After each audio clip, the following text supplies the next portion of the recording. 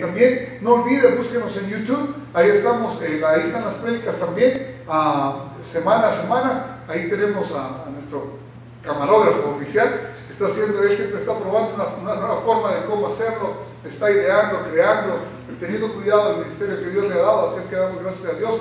Yo sé también de que muchas personas también, no solamente aquí en Canadá, en Estados Unidos, en otras partes también, en El Salvador, también están viendo ya las prédicas que nosotros estamos dando. Así es que yo le motivo a que usted pueda permanecer también en contacto con nosotros y recibir la bendición que Dios nos está dando. No promovemos una iglesia, promovemos el nombre del Señor Jesús. Así es que conéctese y también esté con nosotros compartiendo esta palabra que el Señor nos está dando, esta bendición que el Señor nos está dando. Así es que gracias. Qué bendición.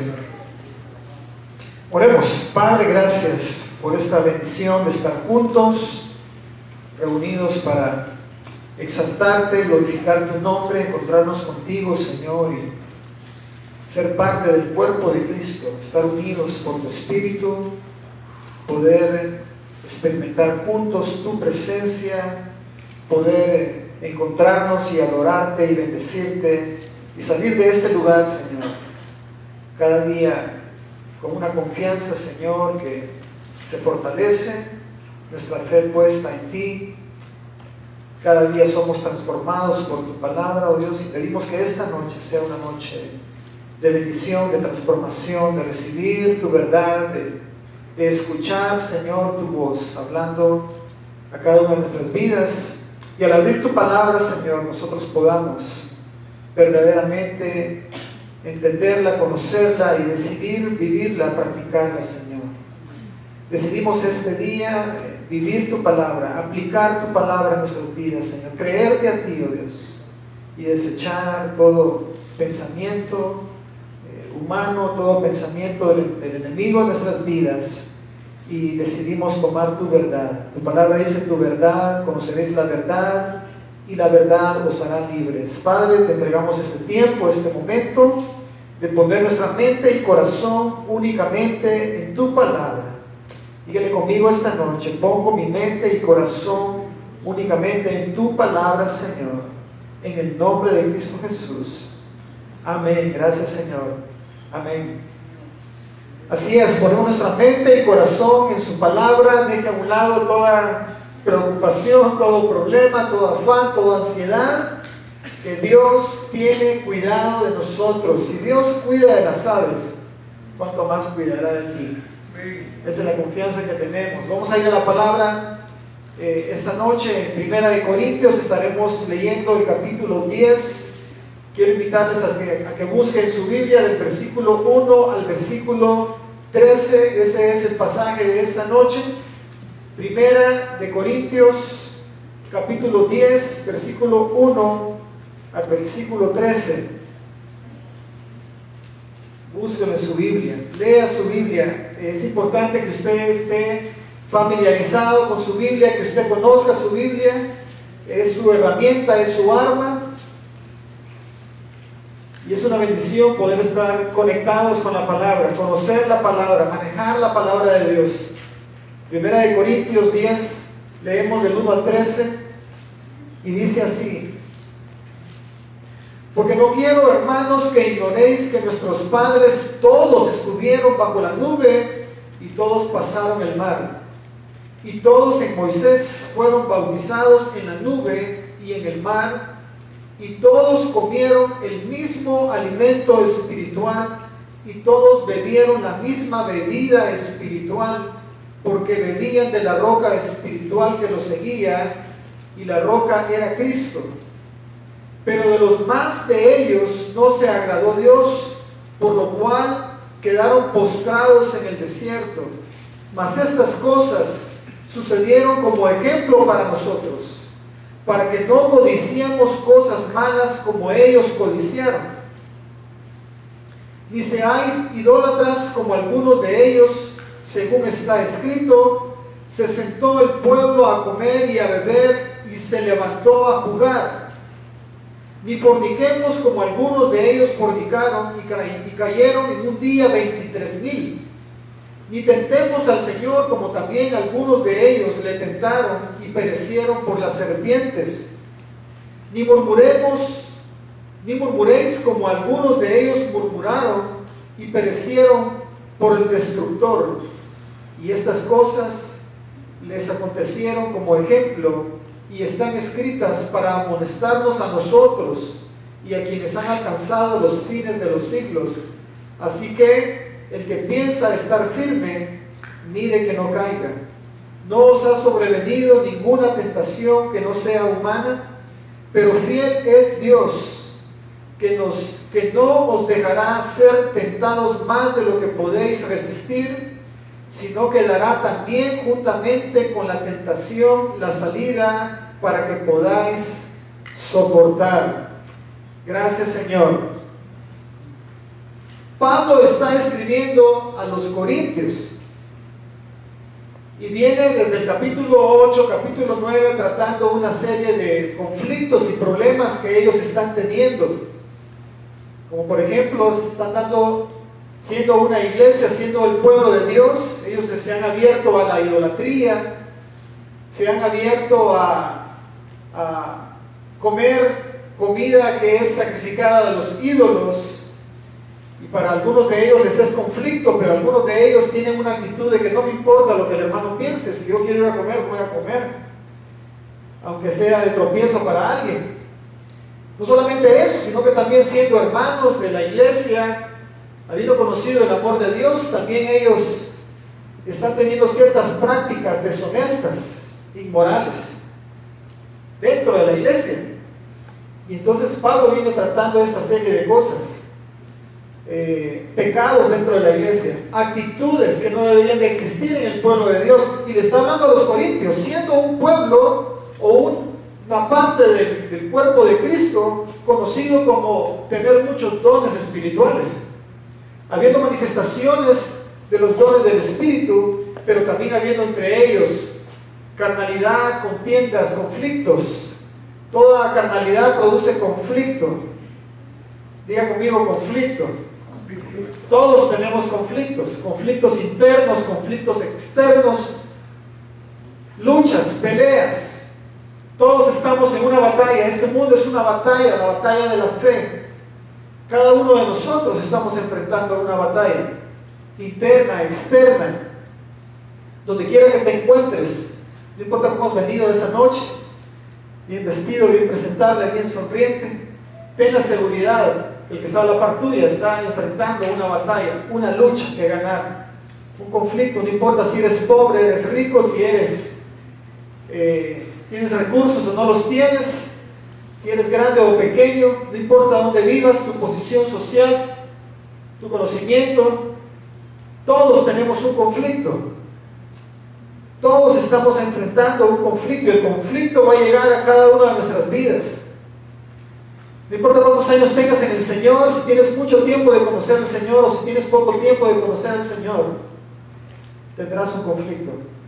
Y Dios ha venido para mostrar a nuestras vidas una manera de vivir que agrada a Dios y sacarnos de todo aquello que nos tiene afanados, preocupados, angustiados, de toda aquella cadena que el enemigo ha querido poner en nuestras vidas. Para esta época el pueblo de Israel se encontraría, hablando de la Pascua que se acerca, ubicándonos un poquito en el tiempo, el pueblo de Israel antes de celebrar la Pascua, ¿dónde celebró el pueblo de Israel por primera vez la Pascua? En Egipto. ¿En qué momento? Por aquí escuché también. Cuando Dios los sacó de Egipto. El pueblo de Israel estuvo cautivo aproximadamente 460 años o más, cautivos en Egipto. Y el día que Dios tenía planeado liberarlos de Egipto, pidió que sacrificasen un cordero y que pusiesen la sangre en las puertas y en las ventanas de la casa del pueblo de Israel, y el ángel de la muerte vendría y mataría a todo primogénito, y donde hubiese sangre pasaría por encima el ángel. Por eso en inglés suena hasta mejor, ¿verdad? La Pascua, Passover, pasar por encima. Y entonces de esa manera Dios guardó la vida de todo primogénito.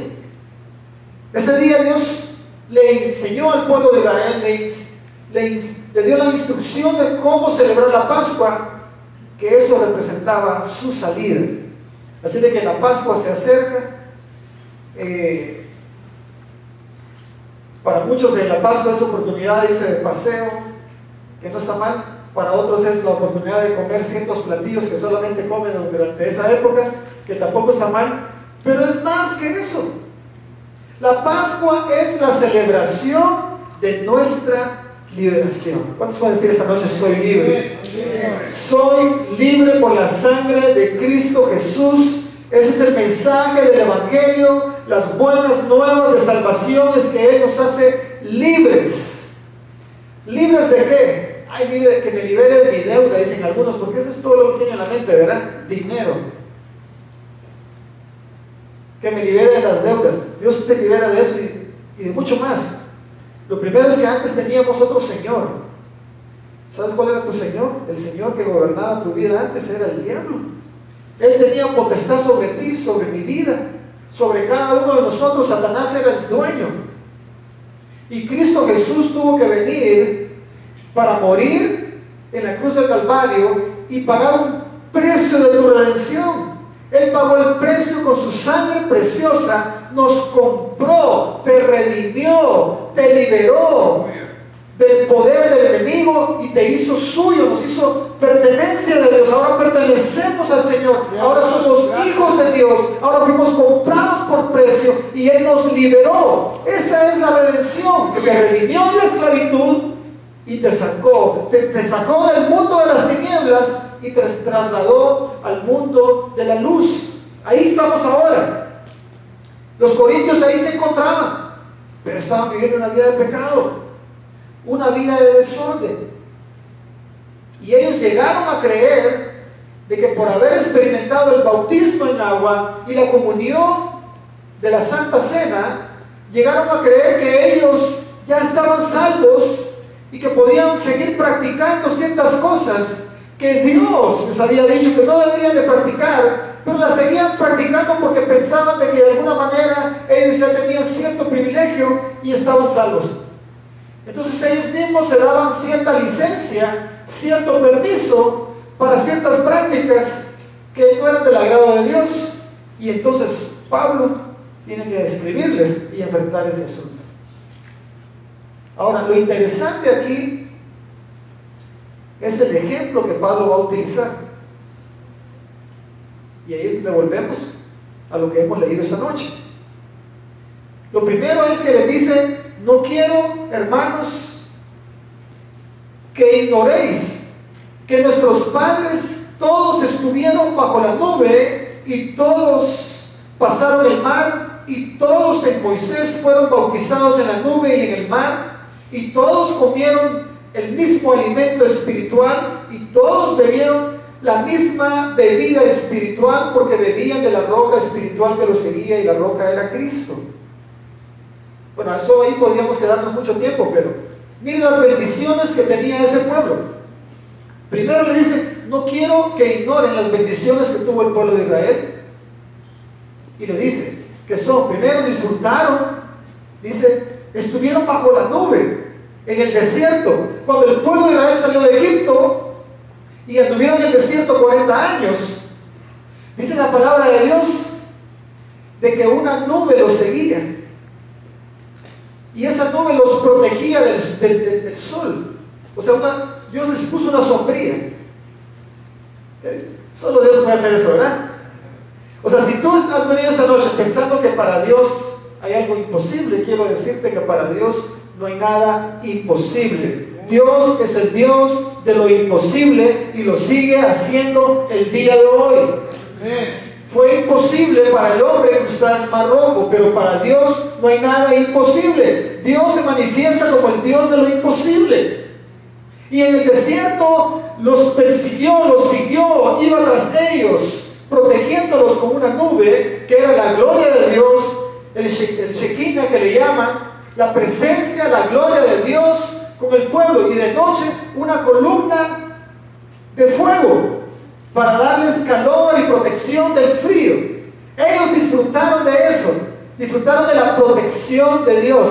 Pregunta número 1, ¿tú y yo hemos disfrutado de la protección de Dios? Algunos no muy convencidos, porque dicen que este Antonio algo trae después. Son bien listos, hermanos. Ustedes son bien listos. Algo me va a preguntar después, ¿verdad? Todos hemos disfrutado de la presencia de Dios en nuestras vidas, de la protección de Dios, del fuego de su palabra que nos abraza, que nos da calor, del Espíritu Santo que vino a nuestra vida y nos selló para el día de la redención. ¡Qué bendición más grande! No importa si no tienes la casa, el carro, los zapatos, el título, no importa eso, porque todo eso aquí se va a quedar. No quiere decir que no trabajes o que no estudies, pero eso no es lo más importante. Lo más importante es que tú has sido sellado para el día de la redención. Eso es lo más importante. Entonces ellos disfrutaron de eso. ¿De qué más disfrutaron? Bueno, dice que ellos también, y todos en Moisés fueron bautizados en la nube y en el mar. Habla de un bautismo, que pasaron por el mar. Y miren lo interesante, que al pasar por el mar, primero, y aquí es donde se pone la cosa interesante, porque esa fue la salida de ellos. ¿Vieron el último versículo que leímos? Tal vez no se recuerda porque a veces como que no logramos poner atención, pero el último versículo que leímos, en el versículo 13 me parece, ¿verdad? Dice que Dios no nos dejará ser tentados más de lo que podemos soportar. Anteriormente a ese versículo dice que el que crea estar firme, mire que no caiga. A veces leemos esos versículos separados, aislados, pero cuando vemos el contexto nos da una mayor claridad de lo que Dios nos está diciendo o de lo que Pablo le quiso explicar a los corintios. Entonces lo primero que él está haciendo es, les está recordando las bendiciones que el pueblo de Israel obtuvo. Y vamos a ver cómo el último versículo que leímos está ligado con la salida de Egipto. ¿Se recuerda que ellos salieron de Egipto y fueron camino al Mar Rojo? Y al llegar ahí, estamos hablando de aproximadamente más de 2 millones de personas, promedio. Más o un poco menos, no lo sé, pero era un número grande. Se cree que eran aproximadamente unas 2 millones de personas que llegaron ahí frente al Mar Rojo. Y al lado izquierdo tenían montañas y al lado derecho tenían montañas, y atrás de ellos venía ¿quién? Faraón y su ejército. Ahí se encuentran ellos en ese momento. ¿Puede usted imaginarse todo lo que pasó por su mente? Desde ahí empezaron ellos. De hecho habían estado peleando en Egipto durante 460 años, generación tras generación, peleando en Egipto bajo un sistema que los oprimía. Y el día que salen, el día que son libres, encuentran la primera prueba. Lo que pasa es que Dios estaba a punto de hacer algo en sus vidas. Dios estaba a punto de bautizarlos. El pase del Mar Rojo es el símbolo del bautismo. Y entonces esta era la oportunidad para que al pasar por el Mar Rojo, era la oportunidad de dejar en ese lugar lo que habían aprendido en Egipto. Porque esa es tu salida. La prueba que Dios te pone es la oportunidad para que tú y yo nos despojemos de lo que a Dios no le agrada. Porque es más importante entender el propósito de la prueba que el porqué de la prueba. Nosotros nos detenemos en el porqué de la prueba. ¿Por qué me está pasando esto? Aunque todos lo sabemos, pero en el momento de la prueba nuestra actitud, nuestro pensamiento es más gobernado por la pregunta de ¿por qué me está pasando? Pero haríamos mejor si nosotros nos enfocamos en que Dios tiene un propósito.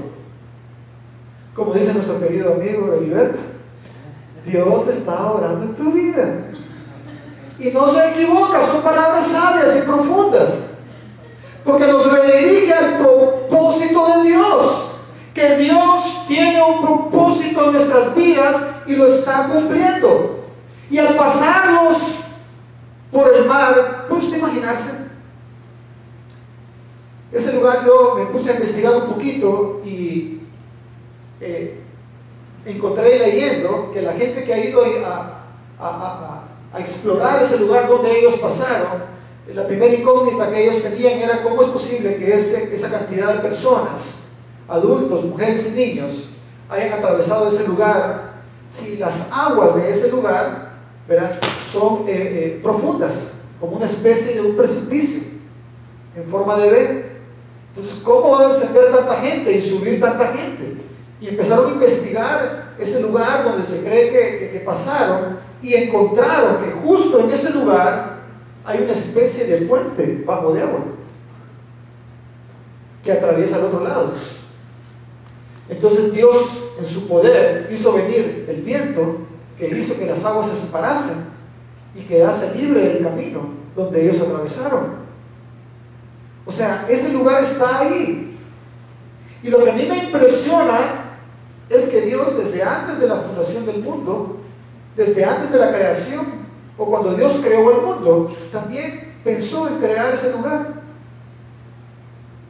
El pueblo no había sido esclavo todavía, pero ya Dios les había provisto la salida. El problema no te ha venido, no te ha acontecido, pero ya Dios tiene una salida para ti. Ese es el Dios que tenemos. Por tanto, cuando te viene el problema, tú puedes descansar en que Dios también tiene una salida. Y durante ese periodo Dios está cumpliendo un propósito en mí, y durante ese momento es el momento en el que yo debo de dejar de enterrar en ese lugar las cosas que yo aprendí en Egipto y que Dios quiere liberarme, porque es mi salida. Pero algunos somos bien listos, ¿verdad? Es nuestra salida y también traemos toda la carga.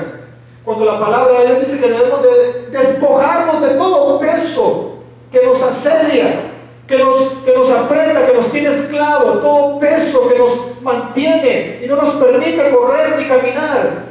Despojémonos de todo peso que nos asedia y corramos con paciencia la carrera que tenemos por delante, puesto los ojos en Jesús, el autor y consumador de la fe. ¿Por qué es que nos cuesta poner nuestros ojos y nuestra mirada en Jesús? ¿Por qué algo tan fácil y tan sencillo y de gran importancia y de gran impacto en nuestras vidas nos cuesta hacerlo? Por falta de fe, por falta de escuchar la palabra de Dios. Cuando la palabra de Dios viene a tu corazón y a mi corazón, nos transforma y nos llena de fe y empezamos a confiar en Dios. Y cuando tú confías en Dios, empiezas a ver que Dios obra en tu vida. Y cuando tú ves que Dios obra en tu vida, aquello que tú habías creído, aquello que tú habías oído, se convierte en una convicción. No únicamente en un conocimiento. Mucha gente tiene conocimiento de la Biblia, pero muchas de las cosas que conoce no son una vivencia, no son una realidad todavía, y el enemigo hará todo lo posible para que tú y yo no experimentemos el poder de Dios. Pero yo quiero decirte esta noche que Dios está cumpliendo su propósito en nuestras vidas y está hablándonos de tal manera porque Él siempre buscará la forma de que tú y yo seamos libres. Diga conmigo, soy libre. No importa el problema, no importa la enfermedad, pero usted y yo esta noche declaramos que somos libres. Es el tiempo de nuestra liberación. Celebramos nuestra libertad en Cristo Jesús. Un hijo de Dios no tiene por qué estar esclavo de ningún pecado primeramente, porque Él vino a liberarnos del poder del pecado. Somos libres. Mire, ¿de cuántas cosas somos libres?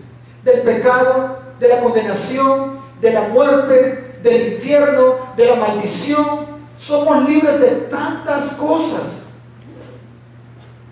para entrar a experimentar una vida abundante, una nueva identidad.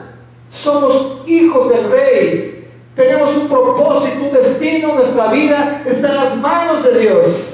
Él nos transforma día a día, de gloria en gloria. Vamos de victoria en victoria. Nosotros no vamos para atrás. Ese es el pueblo de Dios. Mas sin embargo, los corintios tenían unos problemas que uno diría: esa iglesia no voy. A ver, ¿cuántos irían a la iglesia de Corintios? Conociendo lo que era la iglesia de Corintios. Pero la realidad es que la iglesia está compuesta de gente necesitada por el Señor. Jesús dijo: los enfermos, los sanos no necesitan médico, Él vino por los enfermos. Y estamos aquí porque teníamos o tenemos una necesidad. Entonces, la iglesia está compuesta de gente necesitada del Señor. Y Dios se agrada de eso cuando reconocemos.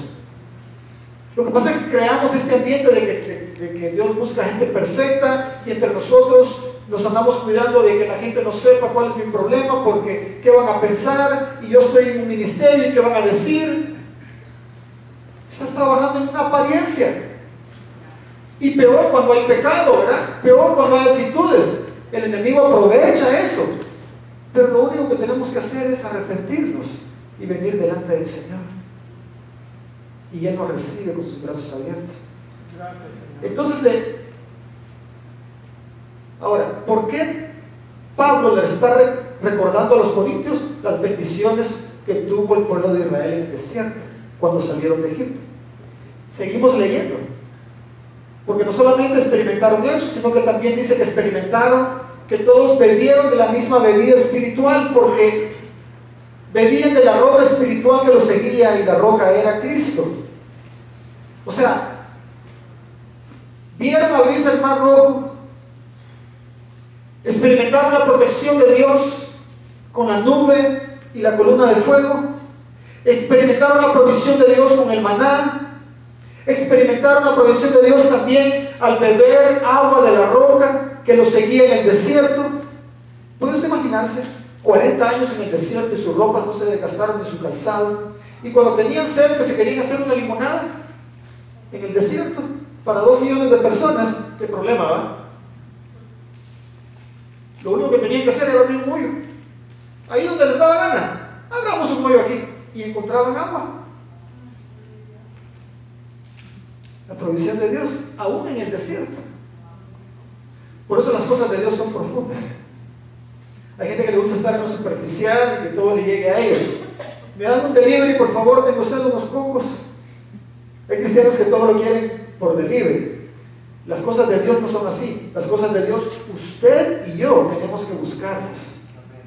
Y si usted está en un desierto, y a todos nos llega el momento del desierto, en un desierto hay necesidad, hay hambre, hay sed, hay sequía, hay escasez de alimento. Lo que se encuentra son escorpiones y serpientes.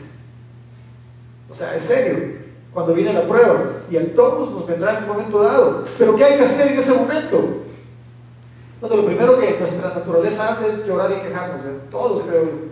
Pero después que usted lloró y se quejó, séquese las lágrimas y diga: Señor, yo te voy a buscar, me voy a poner de rodillas y voy a clamar a ti, porque yo creo que esto es para gente seria. Yo creo que el caminar en el Señor es para gente que verdaderamente se toma en serio el Señor y no está jugando con el Señor, ¿verdad? Cuando me conviene, gloria a Dios, pero cuando no, pues hago las mías. Usted puede hacer las que usted quiera. Y eso es lo que Pablo está viendo en Corintios. Los corintios están haciendo lo que ellos quieren. Entonces les dice: miren, recuérdense las bendiciones que tuvo el pueblo de Israel, ustedes también las han tenido. Amén, decían, ¿verdad? Qué bueno que vino otro que nos entiende y a decirnos todas las bendiciones. Punto. Ahora, siguiente renglón. Aquí viene lo que ellos necesitaban escuchar. Y eso está en el versículo 5. Miren lo que dice: pero de los más de ellos no se agradó Dios.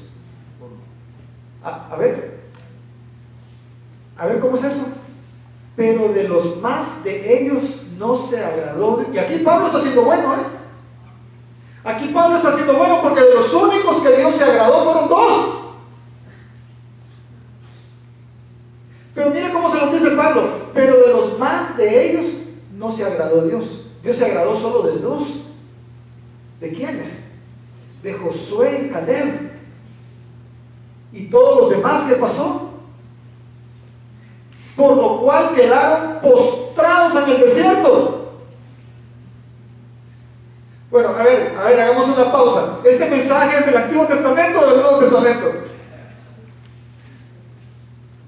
Bueno, yo creo que Corintios está en el Nuevo Testamento, ¿verdad?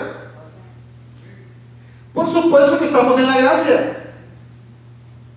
Por supuesto que estamos en la gracia. Por gracia sois salvos. Pero la gracia no es libertad o licencia para yo pecar. ¿Ve la diferencia? La gracia no es permiso para que yo continúe con aquello de lo cual Dios me liberó. Y eso solo Dios lo sabe y el Espíritu Santo, ¿verdad? Porque nosotros somos tan listos y tan rápidos. Qué bueno que vino aquel, porque para él es este mensaje. No tome esa actitud. Esto es para cada uno de nosotros. Y entonces Pablo les cuenta las bendiciones y ahora les dice, si ese pueblo que fue tan bendecido y Dios se agradó solo de 2 de ellos y el resto quedó tirado en el desierto, o sea, ¿hacia dónde va Pablo? Sigamos leyendo. Mas estas cosas sucedieron como ejemplo para nosotros, para que no codiciemos cosas malas como ellos codiciaron. O sea que lo que Pablo les está diciendo, que los problemas que ese pueblo tuvo los están teniendo ustedes el día de hoy. Y la iglesia de Corintio no es muy diferente con la iglesia del día de hoy. ¿Podemos ser honestos? ¿Sí? Podemos abrir nuestros ojos y ser honestos y darnos cuenta que la condición espiritual de la iglesia hoy en día es muy similar a la iglesia de Corinto. Es la verdad, hermanos. Uno ve hacia atrás y dice que iglesia de Corinto es eso, ¿verdad? Carnalotes, y somos buenos para citar los textos. La iglesia de Corinto era bien carnalota, porque uno decía que yo soy de Pablo y yo de Apolos, se peleaban entre ellos. Qué bueno que no soy como ellos, porque esas cosas no nos pasan a nosotros. Nos lo llegamos a creer. Los corintios también se llegaron a creer que estaban bien, porque eran hijos de Dios y habían sido bautizados y disfrutaban de la mesa del Señor. Pensaban que ellos tenían derecho a su libertad y a su licencia y a sus permisos y a sus actitudes entre ellos, a sus conflictos, a sus celos, a participar en la idolatría. Pero nosotros no somos idólatras. Sí, hacemos ídolos de nosotros mismos, de nuestro placer, de nuestra comodidad. El peligro es caer en esas cosas. Inmoralidad sexual. ¿Eso no existe en la iglesia? No pasa. Inmoralidad sexual, pecado escondido, fornicación, adulterio, pornografía, codicia. Eso había en Corinto. Lo mismo hay hoy en día, hermanos, en el pueblo de Dios. Bueno, yo no estoy diciendo que usted, a menos, si usted se encuentra en esa situación, hoy Dios quiere que usted y yo rompamos con todo aquello que no le agrada a Dios. Entonces Pablo le está diciendo a los corintios, miren, aquellos allá en la salida de Egipto disfrutaron todas estas bendiciones, pero como continuaron en la idolatría, haciéndose un becerro ahora, y dice la Biblia, y salieron a jugar, dije yo, tenían ahí un PlayStation o un Xbox, o salieron a jugar tenis o soccer. Cuando usted averigua un poquito más de que salieron a jugar, salieron a cometer inmoralidad sexual. O sea, se entregaron. Cuando hay idolatría, el hombre se inclina a cosas inmorales. Cuando usted hace de usted mismo un ídolo, usted abre puertas a inmoralidad. ¿Se recuerdan? Dioses en guerra.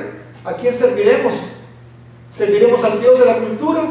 ¿Al Dios de nuestros padres? ¿A quién serviremos? Josué confrontó al pueblo.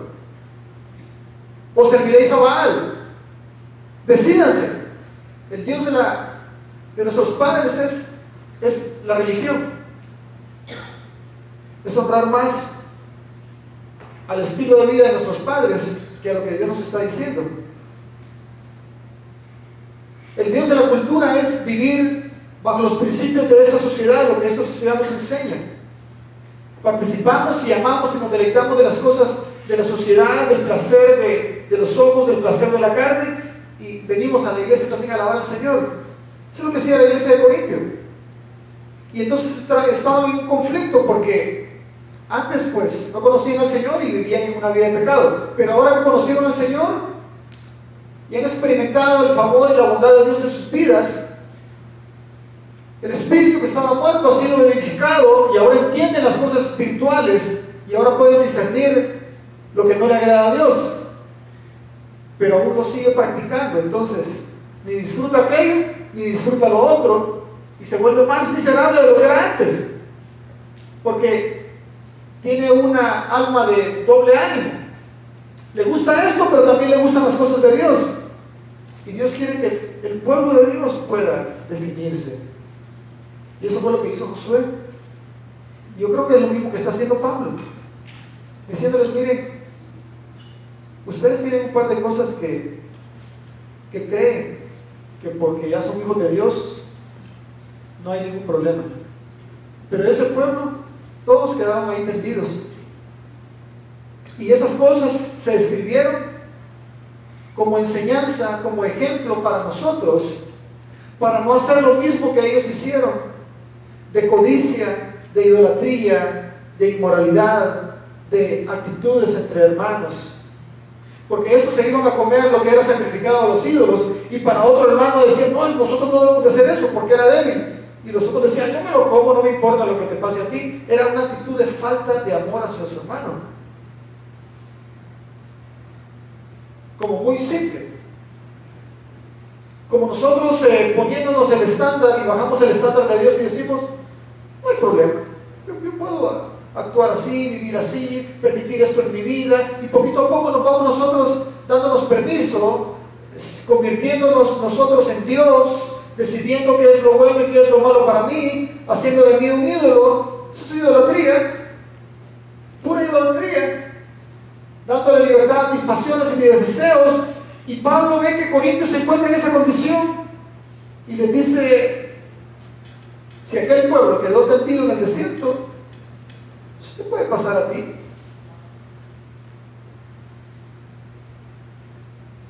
Por supuesto, ese es un mensaje que no se predica hoy en día, ¿verdad? El pueblo de Dios no predica, o por lo general en las iglesias no se predica un mensaje donde si tú y yo persistimos en el pecado de la misma actitud, Dios siempre lo trata contigo y conmigo. ¿Y por qué Dios tendrá un trato con nosotros? Porque no quiere que nos perdamos. No es porque te quiera hacer sufrir y hundirte y humillarte. No, es porque quiere librarte. Quiere librarnos del Señor. Entonces, versículo 7 les dice: ni seáis idólatras, como algunos de ellos, según está escrito, se sentó el pueblo a comer y a beber, y se levantó ¿a qué? A jugar. ¿No creo que se levantó a jugar ahí tenis o voleibol? Y luego va más específico: ni forniquéis, como algunos de ellos fornicaron, y cayeron en un día 23,000. Y les empieza a citar una serie de eventos que el pueblo de Israel hizo, donde provocaron al Señor, donde tentaron al Señor, y como consecuencia de probar a Dios y de tentar al Señor, murieron ahí más de 23,000. Ni tentemos al Señor, como también algunos de ellos tentaron y perecieron por la serpiente. ¿Se recuerdan? Que se quejaron ante Moisés, murmuraron, ¿verdad? Versículo 10: no murmuréis como algunos de ellos murmuraron y perecieron por el destructor. Entonces, miren lo que Pablo les está diciendo. O sea, lo mismo que ellos hicieron, ustedes pueden caer en lo mismo. Les dice: tengan cuidado, tengan cuidado. Versículo 11: y estas cosas les acontecieron como ejemplo, y están escritas ¿para qué? Para amonestarnos a nosotros. Una amonestación es una advertencia. Yo creo que tenemos que poner más atención cuando Dios tiene una palabra de amonestación en nuestras vidas que una palabra de prosperidad. Porque la prosperidad, bueno, si no me dan el trabajo, encontraré otro. Pero cuando es una palabra de amonestación es porque yo persisto con la misma actitud. Y Dios me está diciendo: mira, te estoy dando la oportunidad. Perseveraremos en el pecado porque la gracia sobreabunda. De ninguna manera, dice la Biblia. O sea, porque Dios es misericordioso y nos perdona, no quiere decir que yo voy a perseverar en lo mismo, otra vez, en lo mismo. No, Dios está diciendo, arrepiéntete. Cambia. Toma una decisión. Es increíble el poder de la decisión que nosotros tenemos. El hijo pródigo se fue a malgastar su fortuna, se fue a jugar, como estos hicieron, y cuando se vio en una situación tan terrible, tan difícil, ahí hasta que volviendo en sí, ese fue su cambio. Tomó una decisión y dijo, ya no más. En los Estados Unidos se ha levantado un movimiento hoy en día que está proclamando enough. La juventud, a raíz de ese ataque en la Florida, ¿verdad?, se levantaron por un movimiento para que las leyes cambien en esa nación y se ha convertido en un movimiento mundial en tan poco tiempo. Y ellos están diciendo, enough, es suficiente lo que está pasando. Si esa juventud, a raíz de una crisis, jóvenes de 13, 14, 15 años pueden levantarse y decir, enough, ¿cuánto más nosotros podemos levantarnos y decir, enough? Es suficiente que el enemigo siga utilizando sus armas para matar, para hacer masacres en nuestra casa, robándonos el gozo, la paz, la armonía, la libertad. ¿Cuántos de nosotros podemos? Todos podemos hacerlo. Todos podemos levantarnos en un movimiento de decir, enough, contra el poder del pecado, del enemigo en nuestras vidas, para vivir una vida de libertad y de santidad delante de Dios. Todos podemos hacerlo. Yo creo que Dios eso quiere traer a nuestras vidas, un pueblo que se levante y decir enough de una vida de frialdad, de comodidad, de pasividad, a una vida de transformación, a una vida de impacto, de influencia en esta sociedad, a gente que tanto lo necesita. Pero tú y yo debemos de creerlo.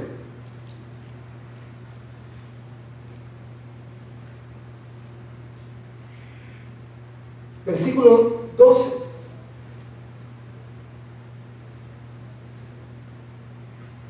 Mire ahora esos dos versículos. Así que, o sea, ese así que nos está indicando que debemos de considerar lo que ya se dijo. Así que, o por lo dicho anteriormente, por la amonestación anterior de que el pueblo de Israel tuvo estas bendiciones, pero también tuvieron estos comportamientos y estas prácticas que no agradaron a Dios, por eso quedaron ellos ahí tendidos y no entraron a la tierra prometida, solo dos de ellos, Josué y Caleb. Eso que les pasó a ellos se escribió para ti y para mí, para la iglesia de Corinto, que se encontraba experimentando las bendiciones de Dios, pero habían abierto puertas que a Dios no le agradaba. Ahora, si alguien quiere estar firme, si alguien diría esta noche, pues yo, tranquilos, todo bien, perfecto, buenísimo, gloria a Dios, porque sí es posible, pero el que crea estar firme, aún ese que crea estar firme, dice, vele que no caiga. Aún ese tiene que hacer algo. Tiene que permanecer y cuidar en no apartarse, sino perseverar en el Señor y mantenerse en el camino del Señor y buscar el rostro de Dios como nunca antes. El que crea estar firme, versículo 12, así que el que piensa estar firme, mire que no caiga, vele que no caiga. Vele que el enemigo no lo haga botar y tropezar con sus estrategias, con su engaño, con su seducción. Vele que no caiga. Porque el Señor vendrá como ladrón en la noche. ¿Verdad? Esa es una referencia a que el pueblo, los sacerdotes se tomaban turnos para servir y ministrar en el templo. Imagínense que le tocaba el turno de las 12 a las 3 de la mañana, después de un día de trabajo. Con que se me duermen algunos aquí, ¿verdad? No porque esté mala la prédica, sino porque andan cansados. Ayer estuvieron viendo una película como hasta las 2 de la mañana. era porque la prédica era mala. Pero no, ustedes son bien tremendos. Se desvelaron el día anterior y al venir aquí, por supuesto, el cuerpo los está traicionando. Por eso dice, yo me alegré con los que decían a la casa de Jehová iremos. O sea, usted se prepara para la casa del Señor. Usted no debería de acostarse tarde el día viernes. Y ahora este pastor todavía me está diciendo que ahora me tengo que dormir. Deberíamos de prepararnos para el encuentro con nosotros. ¿No le parece a usted importante? ¿No le parece a usted que venir el día que nos congregamos para celebrar y gozarnos en la presencia de nuestro Dios como pueblo, no cree usted que es importante? No lo tome a la ligera, porque entonces estamos como los de Corinto, como que sí, yo ya soy bendecido, yo ya no necesito esas cosas. No, hermanos, porque en el cielo vamos a estar bien juntitos, más juntitos de lo que estamos acá. Así que mejor aprenda a quererme aquí, porque ya no vamos a querer por la eternidad. Lo único que ya no vamos a sufrir allá, ¿verdad? Ya no vamos a tener problema de que este me cae mal, ya estamos perfectos. Vamos a hacer una linda familia allá, todos abrazados, con amor abundante. Aquí está la cosa difícil. Ahora, así que el que piensa estar firme, mire que no caiga. Y mire el versículo 13. No os ha sobrevenido ninguna tentación que no sea humana. Así como el pueblo de Israel fue allá tentado, ustedes pudieron haber dicho no. Pero es que el pueblo todavía no había recibido el Espíritu Santo. No. Ellos pudieron allá vencer la tentación. O sea, estos versículos que leemos aislados están conectados a la historia de Egipto. Increíble. Entonces dice, no os ha sobrevenido ninguna tentación que no sea humana, o sea que usted no la pueda soportar. Toda tentación y toda prueba que viene a tu vida, Dios te da la capacidad de soportarla. Claro, nosotros decimos, es que ya no aguanto. Sí, usted está declarando eso, pero Dios dice, sí puedes. Ahora, algunos no tienen la capacidad de soportar. Eso sí es diferente. No es que no pueda, sino que no quiere soportar, no se dispone a soportar. Hay personas que tienen la capacidad de ciertas cosas, pero de otras no. Por ejemplo, Juan Marco. ¿Usted sabe quién es Juan Marco? No, el que vino el sábado pasado, en la Biblia. En la Biblia hay un Juan Marco. Juan Marco era sobrino de Bernabé y salió en viaje misionero a predicar el Evangelio con Bernabé, su tío, y con Pablo. Pero en una de esas Juan Marco pues ya dijo, no, yo no quiero seguir, y le llamó la atención las cosas de este mundo, ¿verdad? Yo me imagino que alguna plaza que llegó por ahí habían visto algunas chicas bien bonitas y dijo, wow, aquí está la cosa buena porque esas chicas se me están viendo y dicen que van a ir a la fiesta de esta noche, y este Pablo me quiere ahí de rodillas orando para que mañana salgamos tempranito allá a predicar el Evangelio, a saber a dónde. Dijo Juan Marco, no, yo me quedo aquí. Y Juan Marco hasta llegó. Y entonces al ver Pablo que Juan Marco no tenía la capacidad de perseverar, lo dejó. Y qué bueno que lo dejó, porque a veces quieres arrastrar personas a tu vida que lo único que están haciendo es deteniéndote. Pablo no anduvo con cosas. Te me quedas, yo sigo. Y cuando viene Bernabé, y mi sobrino, ¿qué pasó? Yo lo dejé. ¿Y por qué lo dejaste? Bueno, porque tu sobrino no quiere continuar. Ya tiró la toalla, ya puso su límite. Dijo, hasta aquí llego. Entonces Bernabé dijo, no es posible, que si yo tomé responsabilidad por mi sobrino, ¿y qué va a decir mi hermana? Así de que se argumentaron un poquito ahí en los dos, y Bernabé decidió quedarse con Juan Marco, y Pablo siguió su camino. Y entonces Pablo fue encarcelado, y Juan Marco dijo, de la que me libré. Pero Pablo dijo, qué bueno que no lo traje acá. Porque si usted está preso y está con uno que no tiene la capacidad de perseverar, le va a ser estorbo. ¿Y qué fue lo que hizo Pablo? Empezó a cantar alabanzas. Qué difícil es querer alabar cuando hay gente que no quiere alabar. Qué difícil es tener una conversación de las cosas del Señor cuando otra persona está hablando de lo que este mundo ofrece. Yo sé que usted ya se ha encontrado en una conversación, usted quiere compartir el Señor, usted quiere hablar del Señor y lo que Dios ha hecho y lo que leyó y lo que el Señor mostró, y no hay conexión. Porque esta persona está más enfocada en su futuro, en lo que pasó allá en la China, en lo que pasó allá en no sé dónde, en lo que... Mejor ni pongo más ejemplos. ¿Usted me entiende? O sea, estás en otro nivel. Y entonces Juan Marco estaba en otro nivel. Juan Marco estaba en el nivel de su comodidad. Tenía poco aguante y poca perseverancia. Y Pablo dijo no. Entonces cuando tú y yo nos encontramos en prueba, yo necesito gente que va a orar conmigo. No gente que diga, no, ya no continúes, no vale la pena.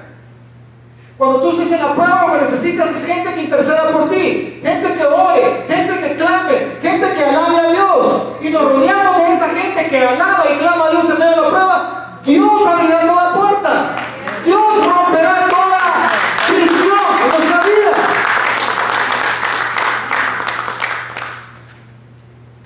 Dios lo hará. Tú tienes que creerle a Dios. Que Dios hará grandes cosas. No os ha sobrevenido ninguna tentación que no sea humana, pero fiel es Dios. No dice fiel es el pastor. No dice fiel es el gobierno de Canadá. No dice fiel es mi hermano. No dice fiel es el sistema. Fiel es Dios. Ponte las gracias a Dios porque Él es fiel. Dios es fiel. Aunque nosotros seamos infieles, Dios es fiel. Que no os dejará ser tentados más de lo que podéis resistir, sino que dará también juntamente con la tentación, con la prueba que les entregará la salida. ¿La salida de dónde? La salida de Egipto. Miren cómo está unido el versículo. Salida, esa palabra salida se refiere cuando te encuentras rodeado de peñas y buscas una salida. ¡Qué increíble! Que este versículo está asociado con la salida de Egipto, cuando cruzaron el mar Rojo, que no encontraban salida en la prueba, en la tentación y en la aflicción, y Dios les dio una salida. Eso es lo que Dios hará en cada uno de nosotros. Te dará una salida. Hay algunos que están a punto de salir. Hay algunos que están a punto de salir de su aflicción, de su prueba, de su angustia. Dios está a punto de abrir un camino donde no lo hay. Yo quiero animarte esta noche a que tú le creas al Señor, que Él no permitirá que tú y yo seamos probados, porque Él conoce cuánto tú puedes soportar. Yo puedo decir, yo no soporto. Yo puedo decir, estoy a punto de rendirme, pero Dios dice, sigue adelante, porque yo estoy contigo. Sigue adelante, porque yo soy el Dios que te sustenta. Sigue adelante, porque yo no te dejaré ni te desampararé. Sé valiente, sé esforzado, porque yo estaré contigo todos los días de tu vida. No te des por vencido, no te rindas, no mires atrás. Dios está detrás de nosotros, dándonos ánimo y dándonos aliento. Aún en medio de la prueba, Él conoce la presión que ha venido sobre tu vida. Y aunque tú creas que no lo puedes soportar, Dios está confiando en ti. ¿Has considerado a mi siervo Job? Mire la confianza de Dios en Job. Dios sabía todo lo que le iba a venir a Job, pero Dios sabía que Job lo iba a soportar. Así que la prueba que te ha venido, la circunstancia que estás viviendo, Dios la ha permitido y tiene el propósito a través de eso. Y Él te dará una salida. Quizás algunos solo eso necesitaban escuchar esa noche. Que tu prueba, Dios tiene planeada una salida y vas a ver la salida. Porque qué difícil es estar esperando la salida y no poder salir. Qué difícil es ver que otros salgan y no poder salir yo. Pero Dios está a punto de sacarte. Pero tú y yo debemos de dejar pasar por esas aguas y que quede ahí hundido todo aquello que no le agrada al Señor. Y no caer en el mismo error del pueblo de Israel, sino nosotros hoy despojarnos de lo que ya Dios te ha venido hablando.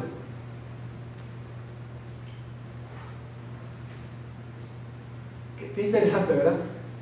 De lo que ya Dios te ha venido hablando. O sea, lo que escuchaste hoy no es nuevo. Yo no sé, hermanos, qué Dios está haciendo esta noche, pero me atreví a decir cosas que no comúnmente las digo. Pero lo que has escuchado esa noche, ya lo habías escuchado antes de parte del Señor. Hoy el Señor solo te lo está recordando porque Él quiere librarte de que tú pienses de que porque eres hijo de Dios, Dios no va a tener un trato conmigo y que puedo continuar con lo mismo de lo que ya Dios te ha dicho que no. Comportamiento, actitud, pensamiento, práctica, ya Dios te dijo que no. De alguna manera estoy seguro, porque yo creo más en el ministerio del Espíritu Santo que en mi propio ministerio. ¿Qué quiere decir eso? Que el primero que te habla a ti y a mí es el Espíritu de Dios. Ahora, si no el Espíritu de Dios no te ha hablado, ten cuidado, ven aquí al frente, arrepiéntete y entrégate al Señor porque no has nacido de nuevo. Yo no sé cuánta gente está escuchando ahí por las redes sociales o va a escuchar cuando se suba, pero donde quiera que estés, si tú no escuchas la voz del Espíritu de Dios que viene a tu vida para darte convicción, para convencerte del pecado, quizás no eres un hijo de Dios. Eres un asistente y un aficionado. Y estoy convencido de que si tú no le escuchas al Espíritu Santo, tú mucho menos me vas a escuchar a mí. Tienes que escuchar la voz del Espíritu de Dios. Por eso yo no me afano en tener que pelearme con los hermanos. Y si yo ya no te digo nada, es porque ya dije, Señor, si no te escucharon a ti, y mucho menos a mí, ¿para qué voy a insistir en mi necedad? Espíritu de Dios, tú lo puedes hacer mejor que yo. Ahora, el siguiente paso de la amonestación es un trato de Dios. ¿Todavía me quieren, hermanos, como pastor? O voy a enviar la aplicación para que traigan a otro. Lo puede hacer si quiere. Lo puede hacer si quiere, pero recuérdate que cada hojita y cada letra de esa aplicación te gritará: Dios te está amonestando. Y aunque rompas esos papelitos y rompas esa aplicación, cada papelito te gritará desde el basurero: arrepiéntete. Porque Dios está amonestando. Y Dios está confiando más en ti de lo que tú mismo, de lo que yo mismo, de lo que nosotros mismos confiamos en nosotros. Dios está confiando en ti, de que tú lo puedes hacer y que tú puedes encontrar la salida del camino que Dios está mostrando y no caer en el mismo error de ese pueblo. Y nos quisiéramos saltar la amonestación, pero Pablo dice: no, un momento. La amonestación es lo más importante de este mensaje esta noche. De todos ellos no se agradó a Dios, solo 2 entraron. Hasta ahí lo voy a dejar, porque no quiero errar en decir que algo más te va a pasar, o algo más le puede pasar a aquellos que en cualquier parte del mundo se dan licencia a sí mismos e ignoran las amonestaciones del Señor. Pero Pablo, en el Nuevo Testamento, el que presenta la doctrina de la gracia, les está diciendo a los corintios: no se equivoquen, que aquellos que quedaron tendidos, eso está escrito para que no te pase a ti lo mismo. Y no practiques lo mismo que ellos hicieron, porque entonces Dios va a tratar contigo. Por lo contrario, eso solo es una amonestación. Ponte firme. Apártate de eso, porque ninguna tentación que ha venido a tu vida, Dios no permitirá que venga sobre ti algo que no puedes soportar, sino que también te abrirá un camino nuevo, una salida. Dios hará algo nuevo. Pues el mensaje de esta noche es: pelea, pelea, pelea. Tienes que pelear tu batalla. Tienes que levantarte y prepararte para pelear. No puedes quedarte sentado. No puedes menospreciar la capacidad de tu enemigo.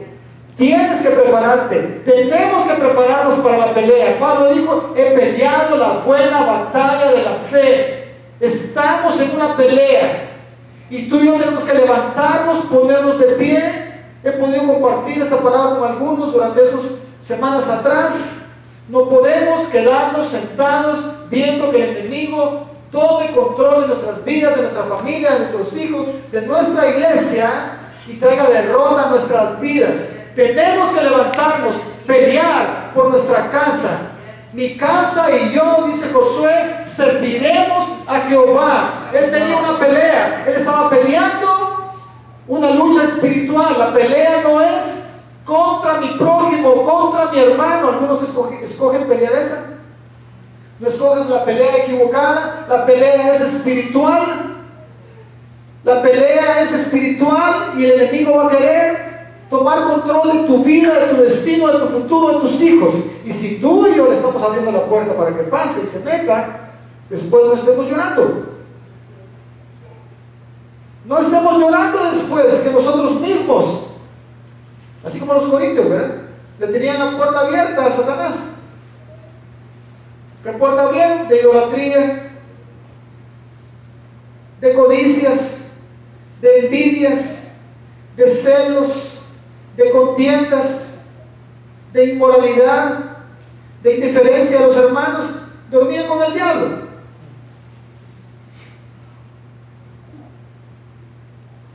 Nos pasa, hermanos. Suena como así pesado, ¿verdad? Pero nos pasa. Cuando yo tengo esas prácticas, estoy haciendo eso. Pedro le dijo a Jesús: no desciendas a Jerusalén, que nada malo te acontezca. Apártate de mí, Satanás. ¿Qué le está diciendo el Señor a Pedro? Tú estás actuando conforme al plan de Satanás. Apártate de mí, porque me eres ¿qué? Tropiezo. Porque ¿qué hizo? Porque pones tu mirada en las cosas de la tierra y no en las ¿qué? O sea, Pedro no quería subir a otro nivel. Quería quedarse en este nivel de lo cómodo, de lo terrenal, de lo que atrae a la vista, a lo que trae mis intereses, mis propios beneficios. Muchos viven ahí, Yo quiero animarte esta noche que salgas de ese nivel, porque es cómodo y fácil vivir en ese nivel. Pasa a otro nivel en tu vida. Dios siempre llamó a sus hombres y a sus hijas a otro nivel. En medio de la prueba y de la tentación, Dios levantó a una Esther y la pasó a otro nivel. Y Dios le dijo: Dios me ha llamado para un tiempo como este. En medio de la prueba, de la aflicción, de la angustia, de la persecución, Dios levantó a un hombre como Daniel y sus amigos, Sadrach, Mesec y Abednego, que estuvieron dispuestos a permanecer firmes a pesar del peligro y la amenaza. No comprometieron sus valores en su generación. Y así Dios ha levantado a muchos hombres y mujeres. Pero ¿sabes qué? Ellos ya no están aquí. Ahora estás tú y yo. Ahora somos tú y yo los hombres y mujeres que Dios levanta en este tiempo, en esta generación, en esta ciudad, en esta sociedad, para ser de impacto y de bendición y llevar el mensaje del Evangelio. No podemos quedarnos sentados y pensar que Dios hará la obra y enviará a sus ángeles a que prediquen por todo el mundo. Ese trabajo lo encomendó a la iglesia. Si usted pensó que el trabajo se lo había encomendado al pastor, no. Yo pensé que era el pastor que tenía que ir por todo el mundo. No, es a cada uno de nosotros. A cada uno de nosotros. Y si yo estoy teniendo problema con llegar a la iglesia, mucho menos voy a ir a Alberta, a Saskatchewan, a Alaska, a Yukon, a Victoria. Mire cuánta oportunidad para predicar el evangelio. A Seattle, a Bellingham. Alguien que diga, yo voy a ir a abrir un grupo. Yo no voy a ir y Señor, ponga a alguien que yo conozca. Ponme en contacto, ponme en las familias. Eso debemos de estar haciendo. Orando para que Dios nos abra puerta. Y Pablo dijo, orad por mí para que las puertas se me sean abiertas y yo pueda predicar el evangelio. Ya no estoy orando porque se le abra la puerta para buen trabajo, para buen sueldo. Eso Dios se lo va a dar. Para Dios no tiene problema eso. Dios ya sabe de lo que usted necesita. ¿O acaso usted le dice a su hijo o a su hija, si tú no me pides de comer, no te doy de comer? Si tú no me pides techo, hoy no duermes aquí en la casa. Usted no lo dice así a sus hijos, ¿verdad? Usted ya sabe que sus hijos necesitan eso. Y usted se los va a dar, se los va a proveer. Así es Dios. Dios ya sabe de lo que tú y yo tenemos necesidad y te lo va a proveer. Pero Dios nos puso aquí para que nosotros cumplamos la agenda de Dios. Y vayamos por el mundo, hermanos, predicando el evangelio. ¿Quién irá por mí?, dijo el Señor. ¿A quién enviaré? ¿Quién irá como mi representante? Y la iglesia hoy en día dice, no sé. ¿Sí o no? ¿Sabe usted el día que Dios me llamó? El día que Dios me llamó a servirle, llegó un predicador. Él venía del país del Perú. Y él era el superintendente, ese era el título que tenía. Era el superintendente del ministerio Alianza y Misionera. Y llegó a la iglesia donde yo estaba. Y ahí él predicó la necesidad de llevar el evangelio por todo el mundo. Y utilizó ese versículo de Isaías capítulo 6. ¿A quién enviaré? ¿Quién irá por mí?, preguntó el Señor. Ese día estaba en esa iglesia pequeñita, era una casa que la habían convertido en iglesia.